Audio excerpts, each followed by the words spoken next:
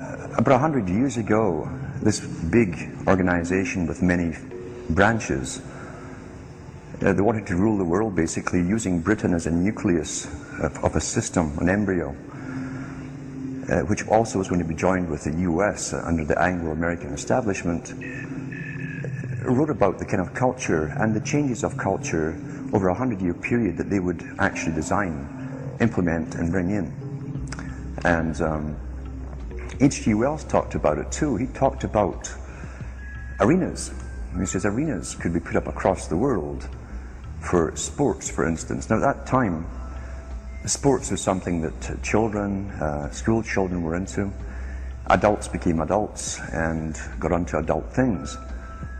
So it was unimaginable at the time that people could actually believe that there was even a need for adult sports and entertainment, never mind having arenas built across the world. But he said we can do this and foist basically a sports culture for the males using a tribal system. We're all tribal to an extent. That's why we even bother to vote for a tribal leader. This is well understood. That's why we're supplied with these leaders. And because the average man was to become more disengaged from his own destiny as the expert class arose, it was decided that the males would get their outlet basically, gradually becoming helpless as males through sports. Therefore they'd have a tribal team they could identify with, they could cheer them on as they were winning. In their own personal lives they were getting nowhere, they were getting disenfranchised in a sense as experts took over decision making for them in all kinds of fields. So this was psychology at use, planned before they even implemented the sports. That's why they pay athletes these fantastic salaries. I was listening to the radio the other day. They just contracted to pay one player on one team $6 million a year. Can you believe this? And why is that? It's the Roman Circus. What does the emperor do when the people become restive, and when the people are asking questions, and when the people don't like the policies of the emperor? He sends them to the circus. He creates a circus. He builds a giant coliseum. And he begins to throw the Christians to the lions. And he has great chariot races and football games and basketball games, all to keep the idiots preoccupied with things that don't mean anything in the scheme of the entire world, so that they don't have the time to learn what the truth is, so they don't ever get smart enough to learn how they're being manipulated, so they don't ever question the emperor. That's why they pay a player on a football team or a baseball team $1 million or $2 million or $3 million a year. It is the Roman Circus. I know men who don't know anything in the world except who plays third base for the Mets, and they think that's a great accomplishment. And they meet and pat each other on the back and bond and go have cocktails and talk about what this guy that plays third base for the Mets did in last night's game. It's sad. It's really sad. When radio came along, of course, they used that to the maximum. Sports for the men, soaps basically for the women, and then in came television, as I say, with its alpha state, its hypnotic state. And sure enough, around the 1960s, really, 50s and 60s, it took off. It really took off. And men became glued on Saturday nights to the sports shows.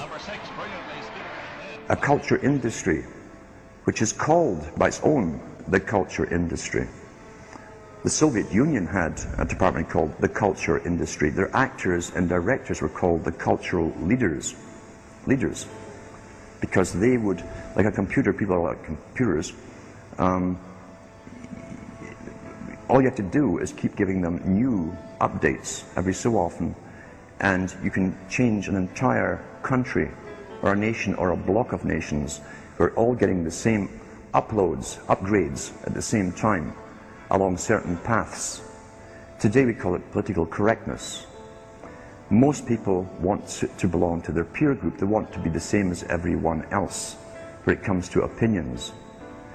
In fact, they judge their own personal sanity by bouncing ideas off their neighbors and friends who will answer back and agree on these same topics in kind.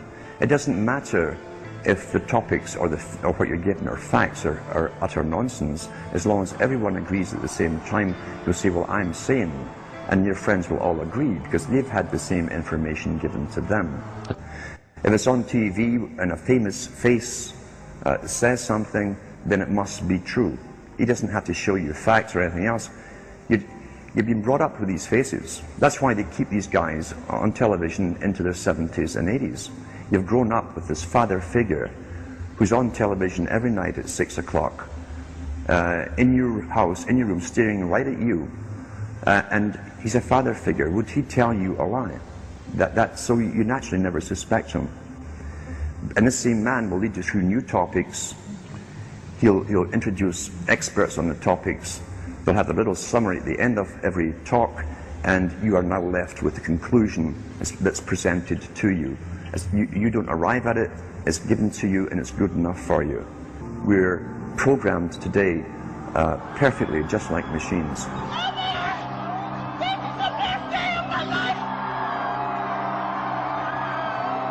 We tie this in with the Brzezinski. Brzezinski said in 2 Ages. Now this guy was way up with the NSA. He's a master geopolitician.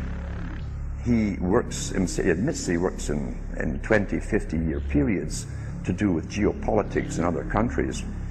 But he said himself, the public will shortly be unable to think or reason for themselves. He was meaning by the form of information that was given to them, the type, the formulas that were in use then in the 1970s. He says, eventually they'll be unable to think or reason for themselves. And eventually, he said, they will expect the media to do all their thinking and reasoning for them. Well, that's happened today. That's why people today can't think outside of the programming from television. This is a scientific dictatorship which Bertrand Russell said, and the Huxleys said, both Aldous and Julian Huxley said they would bring in the scientifically controlled society. Is there any room in a kind of society where these manipulations are not taking place for this type of entertainment or any type of entertainment at all? If people understand that a game is a game, football's a game. But let me tell you something. When 150 of the most powerful men and women in the world can meet in secret in Baden-Baden, Germany, and plot the fate of billions,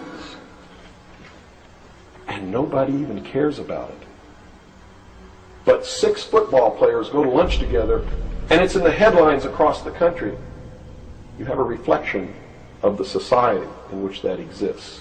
And it is a sick society that is doomed to self-destruction. So based on that scenario, there's some truth into what these men are looking at. Absolutely, and that's what makes me so sick, is that I'm trying to wake up a people who on a daily basis are proving the ones that I'm warning them about to be right.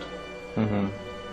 Well, so that even though a minority, there are people out there that you recognize are awake to this, if they don't do something about it, they will lose that ability to be free in that way. That's correct. Whether they might think, well, I don't need to worry about it because I know what I know and I'm fine. That's It doesn't right. work that way. There's a connection here to everything. That is correct. That is absolutely correct. A nation of people who are willing to send their sons and daughters that they profess that they love to a foreign country to die, and they use the excuse to themselves that they're sending them off to defend our country, and they know damn well that's a lie, are doomed.